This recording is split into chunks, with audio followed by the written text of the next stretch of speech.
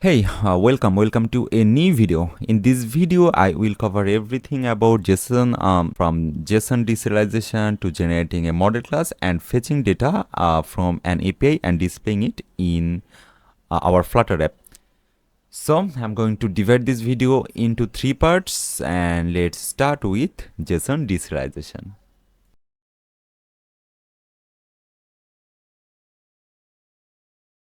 For example, when we receive any information from an API, it often comes in JSON format, serialized or encoded, right? To make this data usable within our application, we must decode or deserialize it. To do that, we have to put this encoded data in a factory and it will return as a usable format.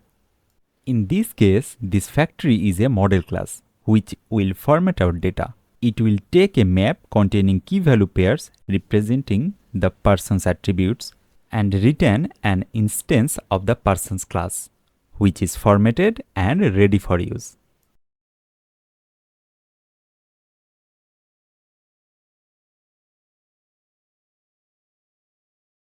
So, we learned how to deserialize JSON data into Dart using a model class, right? But JSON data usually comes with a complex structure.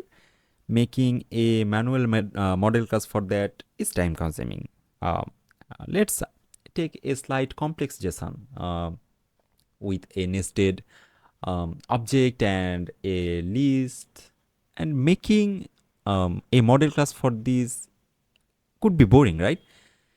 Instead, simply copy your JSON and visit quicktype.io, open it and paste it on the left side. On the right side, you will see the generated Dart model class. If you need only the class with constructor, the default setting works fine, but we need serialization and deserialization method, right? For that, simply disable the types only option. QuickType will automatically generate everything for you. Just copy the generated code and paste it into your project.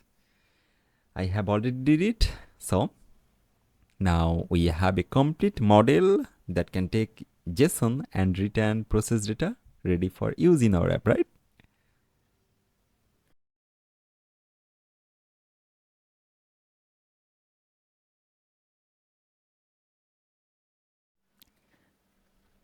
So you want to take data from API and show it in your Flutter app. Go to JSON placeholder, where you will find various JSON responses from API. We will select users endpoint here. This URL will give us a list of users. In our project, we will use the fetch users method to fetch data from API. This will return a list of users, and I have already created the model class of users to deserialize it.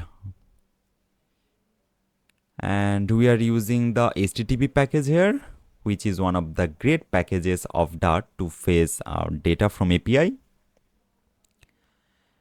And we will provide the URL here. If the status is successful, it will decode the response body.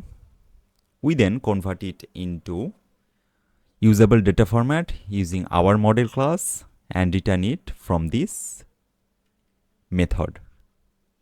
If I run the project, you can see the response in the console. And finally, we will use a list view to show this data in our app. Yes. So it's simple, right?